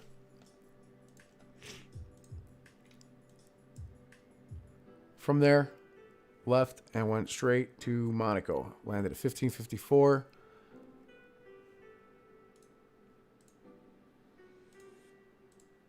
Stayed there a couple days. Left 8:26 at 16:34. And guess what? This is going to be the craziest one of all. Hey, Ken Griffin. What the fuck you doing in Algeria? Why are you going to Algeria at a blistering 516 knots? Okay? That's why I have this pulled up.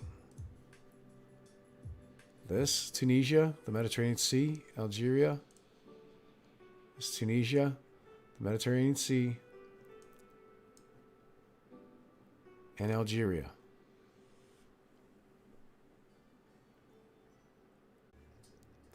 But you stay, you're nowhere to be found on August 27th, August 28th, August 29th, or August 30th of 2021.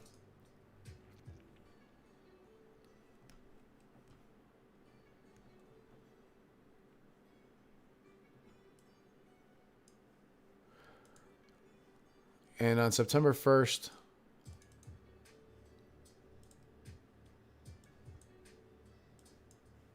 there we go. September 1st, you finally take off. Okay. 506 knots. 508 knots. 520 knots. 518 knots. 524, 525 knots. What is it that your airplane's so much lighter that it's able to travel back so much more easily than it was able to get there?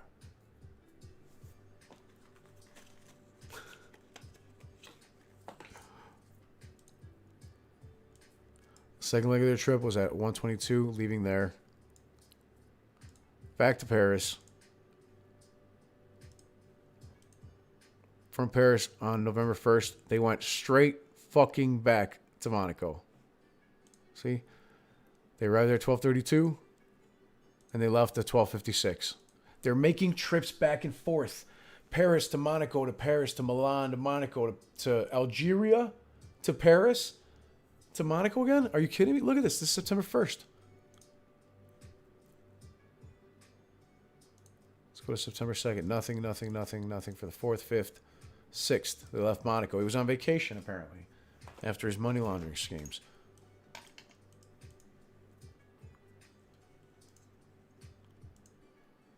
Again, traveling 512 knots.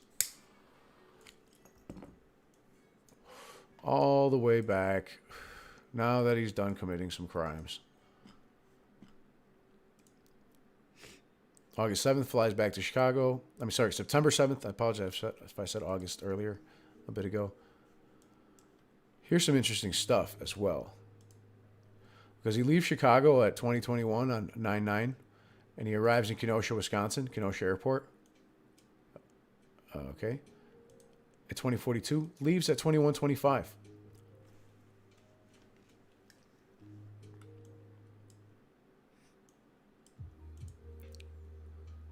And then traveling at a breakneck 540 knots.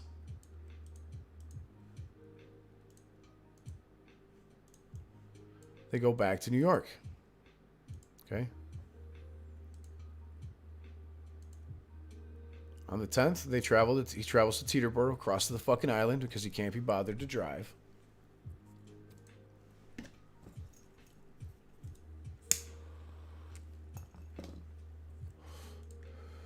And on the 12th, they depart Long Island here. That's a day change. There it is. Traveling 431 knots back to Chicago. Stays there from September 13th to the 15th, and then has to jet, and he leaves on the 15th. And guess where he's going now? Leave Chicago, traveling at 600 knots. Do you guys see this? 602 knots. Why do you think he's going at 602 knots? Because he's flying fast as hell and empty. 608 knots. That airplane can't go that fast. That airplane can only go 504 knots. But they're doing 608. Look at that.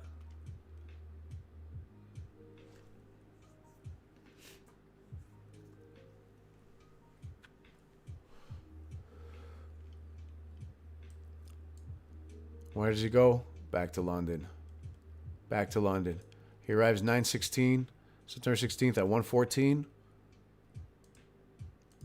Stays there a couple days. Leaves on 9/18. Has a meeting. Couple meetings with his friends over there. Committing crimes.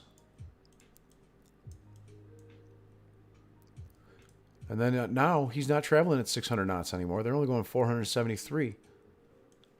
Why are they traveling so much more slowly? 478 knots.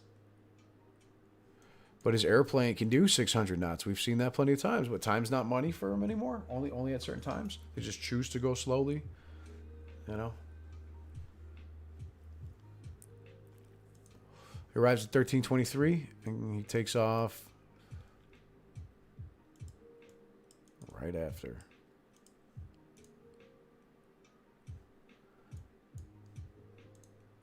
This lands at 9:40, excuse me. And it takes off at 13:23. They have lunch in Nice.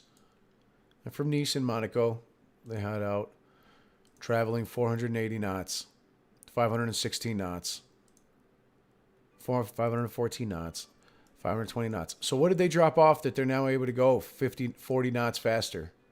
50 knots faster on average. 523. Bars? Silver? Gold? Gold? Yeah, probably gold. He's got that kind of money. This is money laundering. Right here. And then right back to New York. Just go there to drop some money off, have some lunch, and right back. And yeah, no problem. I'll investigate your wife's boyfriend. You got it. Leave on 9:20 at 15:43. Motherfucker's going 473 knots. Why would they go 473 knots when they could be doing 600? He ain't cheap. He doesn't care how much the fuel costs. They're fully loaded. Circles around. Guess what the first stop is?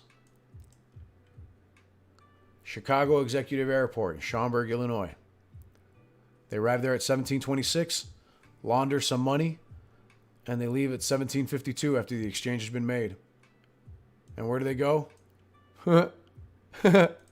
Midway, where his executive car is waiting for him to take him to his downtown high-rise. They arrive 9:20 at 1814, just in time for him to go to bed and get fucked by Jim Cramer. That was September 20th. September 21st, he was chilling, getting pegged. September 23rd, he left at 1746 from Midway on his fucking jet that can travel 600 knots, except when it's fully loaded with gold bars, when it can only do 460. 533 knots on the way back to New York, empty, from Chicago to New York.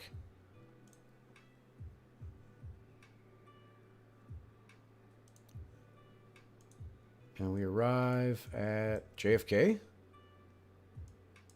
No, Teterboro, my bad. What the hell am I looking at? Okay. Stayed there, and on 925, they took off. Where'd they go? Make another trip to Burlington. They arrived at 2029. Sorry, they arrived at 2007 from Burlington International Airport after exchanging some money, and they left at 2029. About 22 minutes later.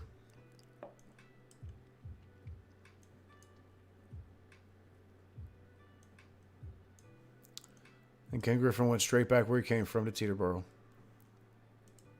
The next day, he was still there, the 26th.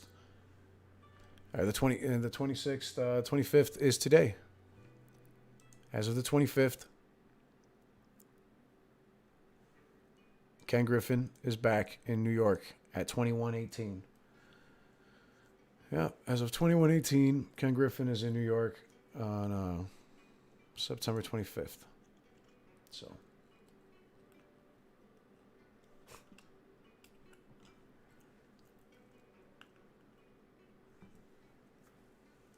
of course, this is speculative at best.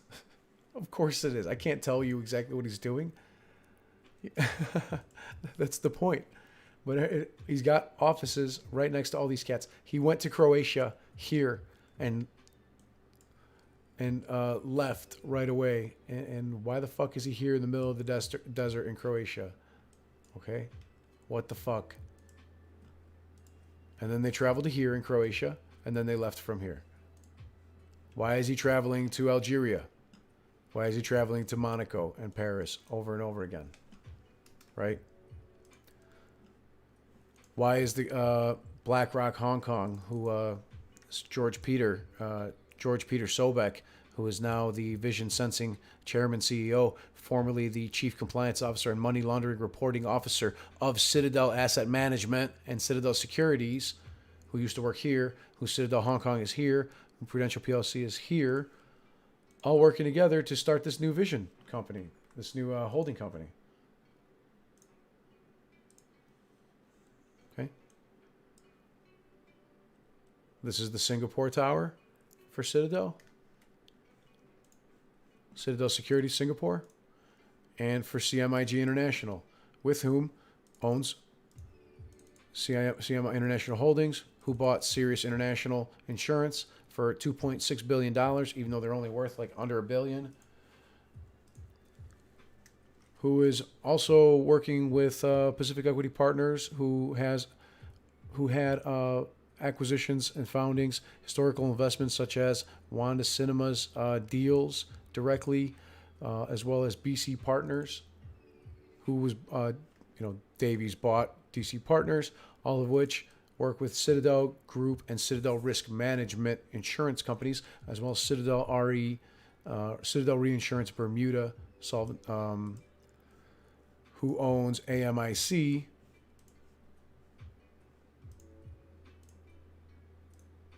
which are all directly next to each other and could easily be visited in this time frame of 3 hours and 45 minutes by Ken Griffin, who only took 2 hours and 34 minutes to travel between them. So, that being said, I believe that all these people are implicit in hiding the assets and liabilities and moving money around legally and illegally in between these companies to move them offshores and overseas to hide them, to leave their investors holding the bag and selling companies that are worth much less for much more money as further incentive and money laundering schemes. So that being said, I think that's about it for me. This has been Marcel Kalinovic. Thank you very much for your time. I will include references and links to every single tab I have open, and feel free to review it, revise it, and contact me in any way possible. Thank you. So, I guess that's it. If you guys have any questions, I'll take questions for 5 minutes. That was fun. I'm just going to cut out this last part out and send this to the SEC whistleblower program and see if it makes me any money. If it does, great. If not, fuck it. I tried. I got a lot more to go. Not to mention BTG Pactual. Shit, who wants to see about BTG Pactual? Anybody care to see them real quick? We'll throw one more in, Gary. Let me edit this into the back end of the video. Here, watch this. BTG Pactual was recently shown on a Bloomberg terminal to have many puts in Brazil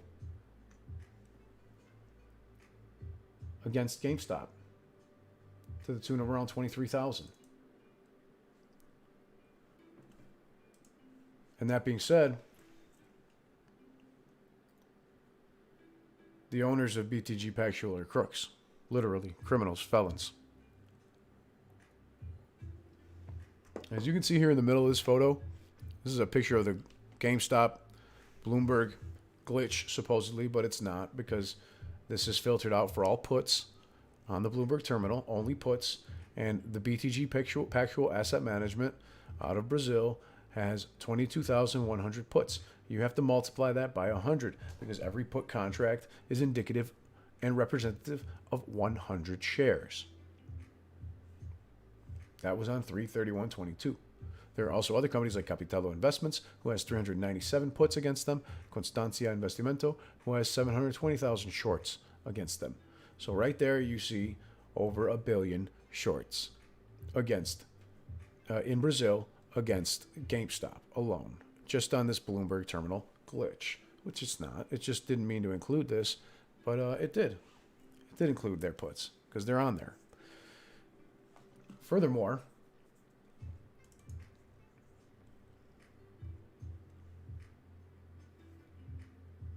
get into it.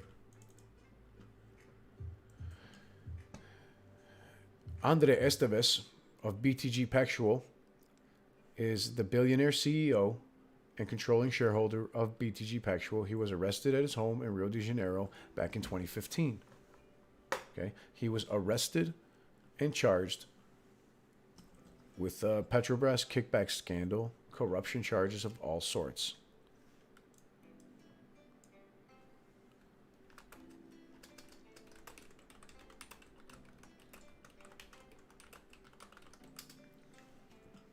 He is the 19th richest person in the world, Andre Esteves.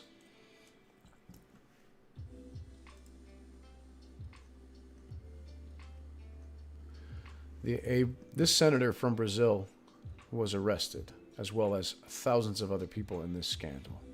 The banker and billionaire CEO, Andre Esteves, he's a controlling shareholder of BTG Pactual, and he was arrested at his house in Rio de Janeiro. That's BTG Pactual right there, okay?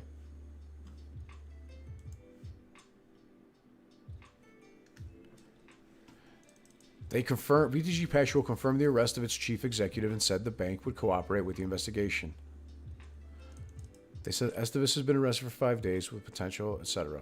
They ended up charging him. And after 3 weeks in jail, they released him. But prior to that, he sold 23% of his stake in the company. while he was in jail. I wonder where that money went.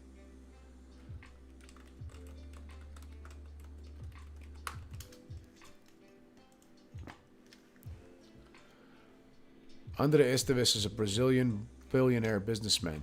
He is ranked the 6th with a net worth of almost $21 billion, according to Forbes magazine. He currently serves as senior partner at BTG Pactual.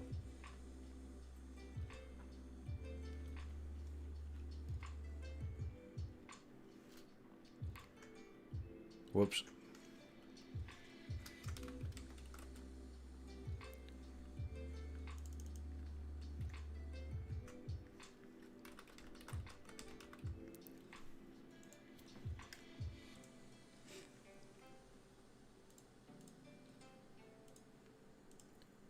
In April of 2012, Esteves was fined 350,000 euros for insider trading in Italy, and they froze $4.2 million of his personal assets and barred him from banking. Okay, now they barred him from. They took his $4.2 million of his assets and barred him from acting as an officer in an Italian company for 6 months. Okay, the case was closed, and there was no impact to the public offering. Okay, now what happened here? Penalties for insider trading forced the bank to amend its prospectus, give investors the option to reconsider bids for BTG, and put a cloud over one of this year's highest profile bank deals. In a statement, they said that Esteves believed the allegations had no merit and was determined to appeal the decision. He did not appeal, however, citing cost and the loss of time for his reasons. What cost would not be worth getting this off your record if you have $21 billion and are the 6th richest person? He can't afford the attorneys? Because he knew he would lose, because it was all with merit. In 2013, by the way, this was the largest insider trading scheme in the history of Italy. In 2013, Charles Rosier, a partner of BTG Pactual, was convicted in the largest insider trading case in the history of France. While at UBS, and during 2008, he and his cousin used insider information to purchase shares and options in Geodis just before the announcement of a takeover bid. All right. So these guys are crooks. They're insider traders. BTG Pactual still worked. He still worked for UBS as head of fixed income in charge of $1.7 trillion US dollars. He committed inside trades while at UBS only a few months earlier in 2007. These are the guys who are involved in this. In 2015, this same fucking scumbag, Andre Esteves, who's the CEO of BTG Pactual, who was holding FTDs and naked shorts and shorts to the tune of 22.1 thousand puts in Brazil as of 3/22, is hiding them there, and they have no problem doing so because this is what they do. Back in November, he was arrested as part of Petrobras scandal called Operation Car Wash. All right, 3 weeks later, he was, according to the same report by Bloomberg, his actual BTG partners were in talks to buy Esteves' 22 to 24% stake, including a golden share, which had given him control of the firm. So he gave up control of the firm and 24% of his stake of his company to them. They sold it. And what did they do with the money? I think I know who they gave it to, since they were just involved with the largest trading scheme in the history of Brazil, in which senators and attorneys and people worldwide were arrested. 3 weeks later, on December 17th, Esteves was released from prison. 3 weeks after he gave up 24% of his company and control of his firm, and they sold off and made some bribes, probably, he was released. Then their bonds and shares subsequently increased. He had to remain home until he found employment. So they ruled that he could not have management role in any of the companies being investigated. Okay, the attorneys argued that he was only arrested because he was one of the wealthiest people in Brazil. And on April 27th, he was freed from house arrest and he addressed a group of BTG Pactual's holders. Esteves denied wrongdoing as part of Operation Car Wash, and Brazil's High Court lifted the order, and his attorney said by text message that the billionaire is free of all charges and can return to office. BTG shares rose 1.6%. It followed a 6.2% rally on Tuesday. Okay.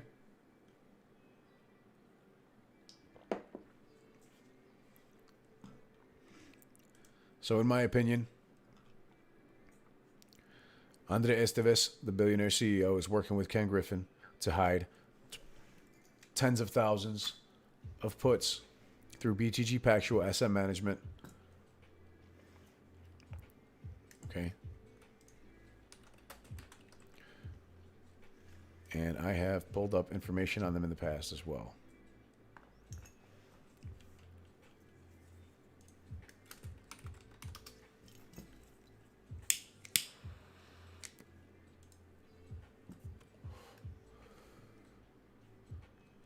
But we won't have to get into all of them now.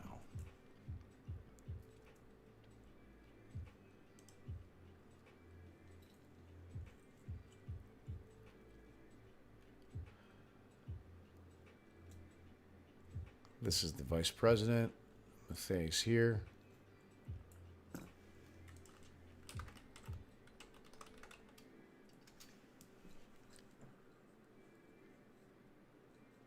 But no Andres Esteves. That's a shame. That's a shame. During that scandal, however, Brazil's currency did fall more than 2%. Amaral, the senator, is among 50 Brazilian politicians that was under investigation for allegedly taking bribes in the kickback scandal, in which Andres Esteves, the CEO of BTG Pactual, was arrested. Okay, so that's where we're at. I hope you found some information of value in there. I don't know what is entirely factual and what is not, but I think that an investigation from the SEC could probably warrant a lot better of outcome than I could. And for those who are unaware, Rostin Beanham from the CFTC formerly worked with Heath Tarbert at the CFTC, was recently promoted by Joe Biden January 21st. And 3 months later, after a nice vacation, Heath Tarbert went to go work for the SEC, the Citadel Securities, as the chief legal officer. So they both worked at the CFTC together. Joe Biden gave Heath Tarbert left to go work at Citadel Securities in April 6th of 2021, and Rostin Beanham was put in his position January 21st of 2021. These are the guys who run the U.S. derivatives market. The Commodity Futures Trading Commission regulates the U.S. derivatives market, which includes futures, swaps, many options, and the current acting chair is Beanham. So the SEC has no authority on these overseas derivatives that we're talking about, that BTG Pactual is playing games with. So that's it for me, everybody. Thanks so much. Appreciate y'all.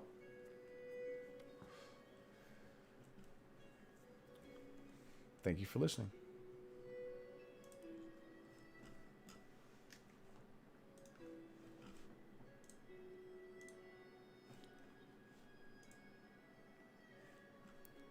Ken Griffin, I'm watching your ass. I'm watching your fucking plane.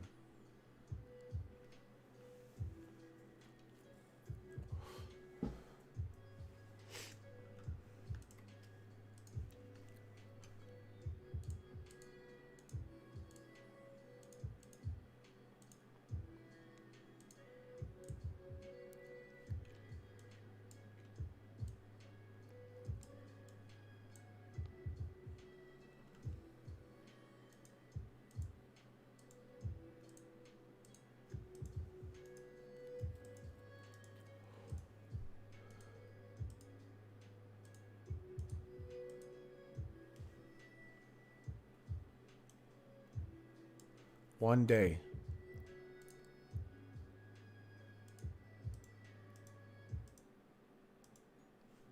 So let's say you had to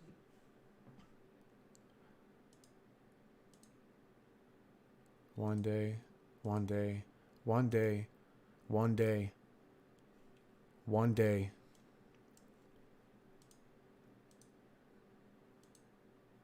One day, one day.